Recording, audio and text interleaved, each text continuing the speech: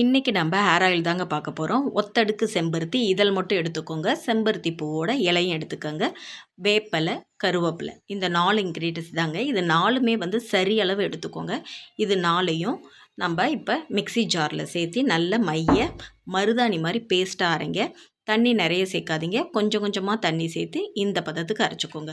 தேவையான அளவு நம்மளுக்கு தேங்காய் எண்ணெய் செக்கில் ஆட்டினது எடுத்துகிட்டு அது எண்ணெய் காஞ்சதும் இந்த பேஸ்ட் அது கூட ஆட் பண்ணி சிம்மிலேயே வச்சு நம்ம இந்த எண்ணெயை காய்ச்சணுங்க. எந்த அளவுக்கு நல்ல சிம்மிலேயே காய்ச்சறோமோ அந்தளவுக்கு ரிசல்ட் கிடைக்குங்க. நார்மல் ஹேர் ஆயில் மாதிரி அப்ளை பண்ணாமல் இதை என்ன பண்ணணும்னா ஸ்கேல்பில் நல்லோட முடியோட வேரில் அப்ளை பண்ணிவிட்டு அதை 1 ஹவர் 2 ஹவர் நல்லா ஊற விட்டு மார்னிங் வாஷ் பண்ணிவிடுங்க. இல்லாட்டி டே பிஃபோரே நைட்டே ஸ்கேல்பில் அப்ளை பண்ணிவிட்டு மார்னிங் வாஷ் பண்ணிவிடுங்க. இது நல்ல ஹேர் க்ரோத் ஆகுங்க. பேன், பொடுகு, ஹேர் ஃபால் இருக்கிறவங்களுக்கு நல்ல ரிசல்ட் கொடுக்குங்க. ஓகேங்களா? இந்த எண்ணெய் காய்ச்சி முடிச்ச உடனே பார்த்திங்கன்னா இந்த மாதிரி தாங்க இருக்கும். ஓகேங்களா? பிடிச்சிருந்தால் லைக் பண்ணுங்கள், ஷேர் பண்ணுங்கள், கமெண்ட் பண்ணுங்கள். மறக்காமல் சப்ஸ்கிரைப் பண்ணுங்கள்.